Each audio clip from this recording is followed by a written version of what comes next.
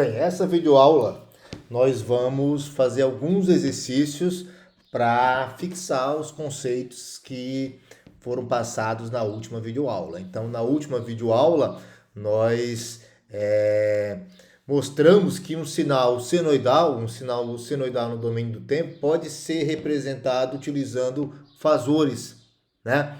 E vimos que quando a gente faz a passagem do domínio do tempo para o domínio da frequência, utilizando fasores, as equações elas são resolvidas de forma muito mais simples, né? Então eu consigo transformar equações diferenciais em equações algébricas. Então aqui, ó, façam esse exercício aqui. Eu tenho um sinal y1 que é 20 cosseno de ômega t menos 30. A frequência angular não é relevante nesse exercício, tá? E nós temos um outro sinal, y2 igual a 20 cosseno de ômega t mais 60 graus. Eu quero saber quem é y, sabendo que y é y1 mais y2. Então, a gente já consegue enxergar que resolver isso daqui no domínio do tempo vai dar bastante trabalho, ok?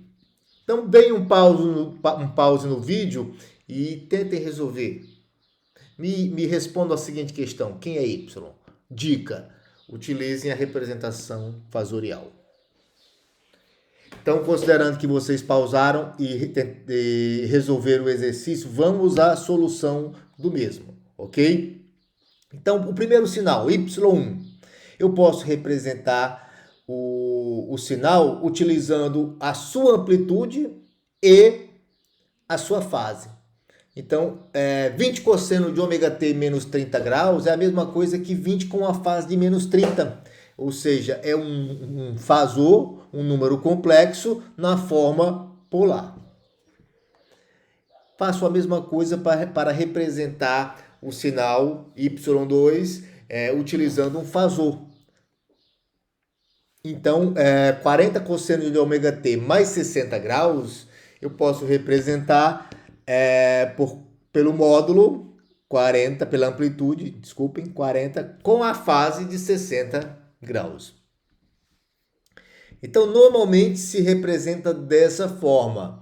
Isso não quer dizer que eu não possa representar, ao invés de utilizar a amplitude, utilizar o valor eficaz. É uma outra forma de representação possível também. Então, ao invés de representar pela amplitude, no caso, o maior valor que o sinal y1 vai atingir é 20, e o maior valor que o sinal y2 vai atingir é 40, né, as suas amplitudes, eu poderia estar representando pelo valor eficaz, 20 sobre raiz de 2, teria um valor eficaz. 40 sobre raiz de 2, estaria representando pelo valor eficaz. Mas eu costumo representar pela amplitude, porque depois é muito fácil voltar para o domínio do tempo, né? Então a gente vai ver que o sinal resultante, né, o fasor resultante, eu rapidamente trago para o domínio do tempo. Então, y é y1 mais y2. E nós vimos que para trabalhar com a soma de números complexos, é melhor utilizar a forma retangular. Mas claro, como nesse curso de circuitos elétricos, os alunos do curso superior, eles podem ter acesso à calculadora científica. Essa operação é facilmente realizada por qualquer calculadora científica, né? Então não é necessário utilizar a conversão de polar para retangular, a gente pode fazer direto utilizando a calculadora. Então y é 44,72 com uma fase de 33,43 graus. No domínio do tempo nós teríamos 44,72 cosseno de ômega t mais 33,43 graus. Conversão entre seno e cosseno. Então, o seno é o cosseno atrasado de 90 graus. E o cosseno é o seno adiantado de 90 graus. Então, com isso em mente, né, e uma vez gostaria também de frisar que essas duas relações, a gente não precisa ter elas memorizadas, né? A gente pode simplesmente traçando o gráfico do seno e do cosseno, né? A gente perceber qual sinal está adiantado e qual sinal está avançado em relação ao outro. Mas está aqui as duas relações e em algumas situações é importante realizar a conversão. Mas que situações seriam essas? Por exemplo, um circuito com duas fontes em que uma é um sinal senoidal e a outra é um sinal cossenoidal. Então, esse tipo de circuito, quando eu vou analisar, eu tenho que padronizar, né? Eu tenho que padronizar. Então, antes de transformar os sinais senoidais e cossenoidais no domínio do tempo em fasores, eu tenho que converter ou quem está em seno para cosseno, deixar padronizado todos os sinais em termos de cosseno, ou o contrário, né? Então, por exemplo, o sinal V1, que é igual a 3 cosseno de 4t menos 30. Então, suponha que nós estamos analisando o circuito e esse sinal está destoando. É uma fonte que existe no circuito, que é uma fonte cujo sinal é cossenoidal. E as demais fontes do circuito, fontes de tensão, fontes de corrente e por aí vai, estão todas em termos de um sinal senoidal, seno de 4t mais uma fase, menos uma fase e por aí vai. Então, esse sinal aqui, eu vou padronizar, eu vou transformar ele para um sinal seno. Então, a gente sabe que o cosseno é o seno avançado de 90 graus, ok? Então, eu posso também dizer que V1 é 3 seno de 4t menos 30 e adiciono uma fase de mais 90 graus. Convertendo, eu tenho que V1 é 3 seno de 4t mais 60 graus. Então, bem simples e muito útil na análise de circuitos, que nós temos fontes que uma é seno, a outra é cosseno, e aí a gente precisa realizar essa conversão. Então, realizem esse exercício aqui. A corrente no indutor I é dada pela expressão.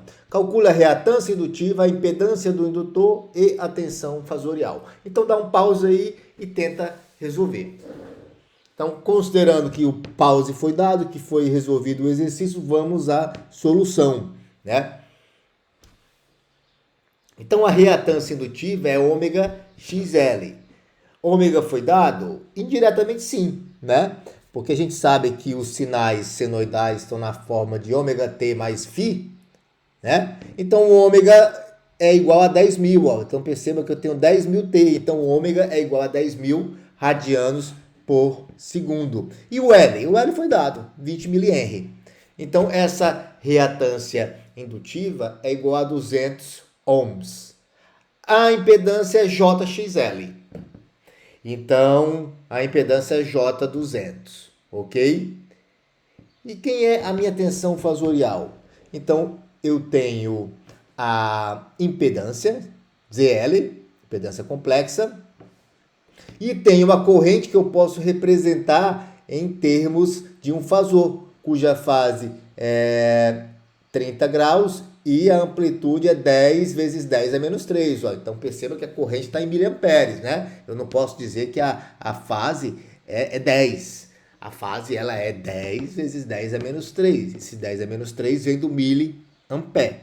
Então, como V, o fasor de tensão, é igual ao fasor de corrente multiplicado pela impedância complexa, multiplicando os dois, eu tenho um fasor de tensão de 2 com a fase de 120. Então, agora façam esse exercício.